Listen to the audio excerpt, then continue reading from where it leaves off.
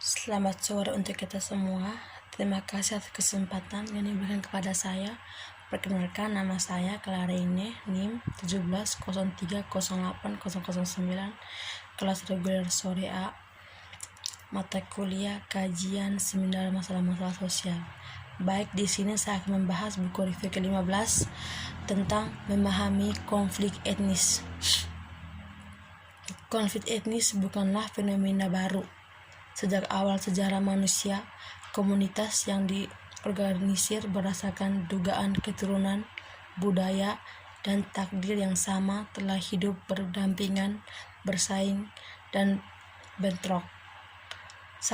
Namun kebaruan konflik etnis di akhir abad ke-20 dan awal abad 21 tidak terletak pada adanya konflik antara suku, tetapi dalam intensitas dan manifestasi global dari konflik tersebut. Dampak merugikan dari konflik semacam itu dirasakan dalam ukuran yang sama di negara maju dan berkembang.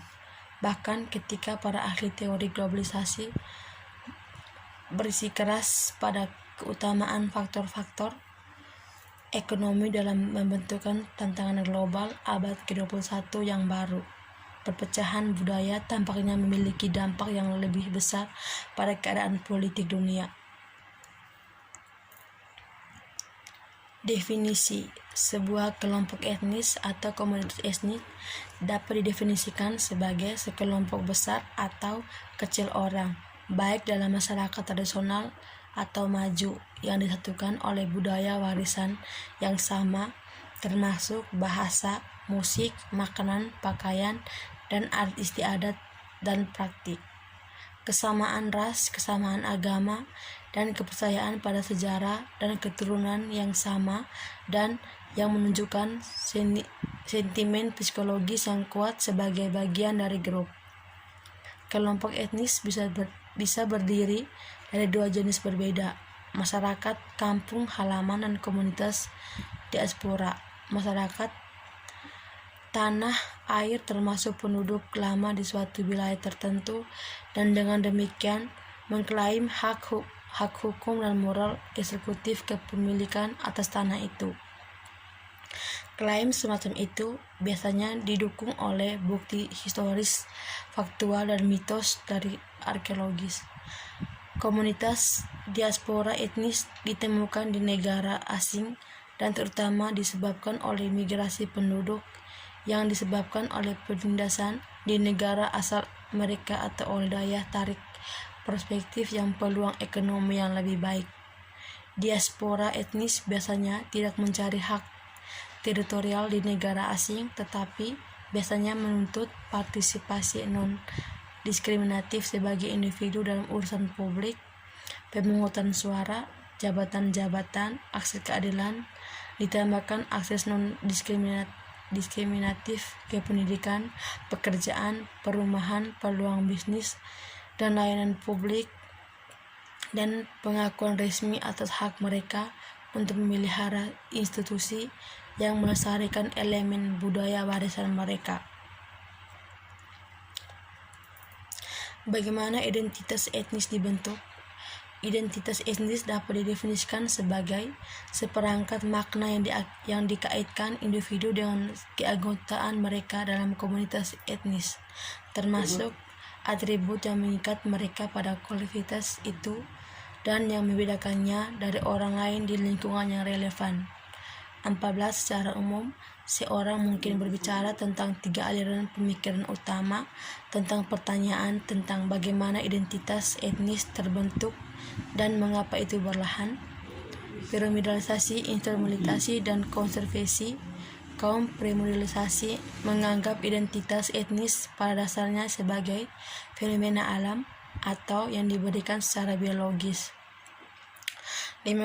Dipahami dalam pengertian ini, kelompok etnis membentuk jaringan di mana individu manusia dilahirkan dan di mana setiap bayi atau anak kecil manusia menemukan diri sebagai anggota dari suatu kekerabatan kelompok dan lingkungan, dan karena itu datang untuk berbagi dengan anggota kelompok lain atribut budaya objektif tertentu yang sama. Beberapa dari atribut budaya objektif yang umum ini adalah bahasa, agama, adat istiadat, tradisi, makanan, pakaian, dan musik. 17. Persamaan dengan penada budaya objektif, primordialisasi untuk menegakkan aspek subjek atau psikologis dari perasaan kekayaan identitas dari kelompok terkait diri dan kelompok, mengaku mereka oleh orang lain sebagai penentuan penting pembentukan identitas etnis dan ketiktokannya. 18. Sifat sebenarnya dari perasaan psikologis ini tidak terlalu jelas, meskipun tiga perasaan tampaknya penting untuk membentuk kelompok: kepuasan, kehangatan emosional, dan diterima seorang dari menjadi bagian dari suatu kelompok, kepercayaan bersama dalam asal mula, dan sejarah grup, betapapun histeris atau fiktif, yang membantu untuk menetapkan batas-batas grup dan perasaan di antara anggota kelompok, bahwa hubungan sosial di mana mereka hidup adalah sakral dan mencangkup bukan hanya yang hidup tetapi juga yang mati. Oleh karena itu, identitas etnis dari perspektif primordialisasi adalah rasa identitas bersama yang dipegang secara subjektif berdasarkan budaya objektif. Kriteria 20. Anthony Smith mencontohkan pendekatan ini ketika merujuk pada 6 dasar atau dasar identitas etnis: keberadaan nama kelompok agar diakui sebagai komunitas yang berada oleh anggota kelompok dan orang luar, kepercayaan pada nenek moyang yang sama, adanya ingatan sejarah sebagaimana ditafsirkan dan disebarkan dari generasi ke generasi, seringkali secara lisan, di antara anggota kelompok, atribut budaya objektif bersama, seperti pakaian, makanan, musik, kerajinan, dan arsitektur, hukum, adat istiadat, dan lembaga agama, bahasa, keterkaitan pada wilayah tertentu sebagai leluhur dan kelompok, adat tanah air, dan perasaan solidaritas bersama dengan anggota sekelompok lain.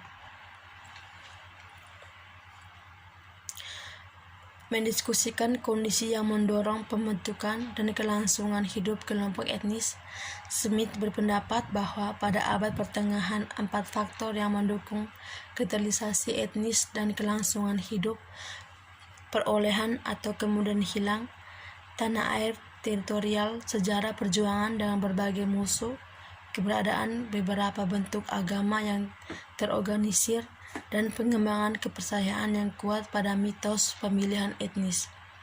22. Smith menyimpulkan bahwa di zaman modern perkembangan terpenting yang telah mempromosikan rasa identitas etnis masyarakat mereka, termasuk peningkatan aktivitas budaya dan sipil negara modern, produksi intelektual dari seorang intelijensia dan kelompok etnis, dan pengembangan ideologi nasionalisme, khususnya bentuk etnisnya sebagai lawan dari sipil. Dalam bidang hubungan internasional, aspek penting dari studi konflik etnis adalah keterkaitan antara rezim normatif internasional, norma, aturan, prosedur, dan prinsip berlaku yang diakui secara universal dalam sistem internasional yang mengatur sistem antar negara dan keanggotaan di sistem itu. Dan gerakan etnis politik. Perlu dicatat dalam konteks ini bahwa sementara sistem internasional ditambahkan oleh prinsip-prinsip penentuan nasib sendiri, nasional, dan kedaulatan negara, rezim normatif internasional tetap sangat bias terhadap etno-nasionalis yang biasanya menggunakan prinsip-prinsip yang sama untuk membenarkan gerakan mereka. Dalam bab ini, kami menganalisis mengapa rezim normatif internasional bias terhadap etno-nasionalis, mengidentifikasi argumen moral utama yang dikemukakan oleh kelompok etnis untuk membenarkan hak mereka untuk memisahkan diri dari negara yang ada, dan mengeksplorasi apakah mungkin dapat digunakan untuk mengevaluasi klaim pemisahan dari kelompok etnis yang berbeda. Baik, sekian dari saya. Terima kasih.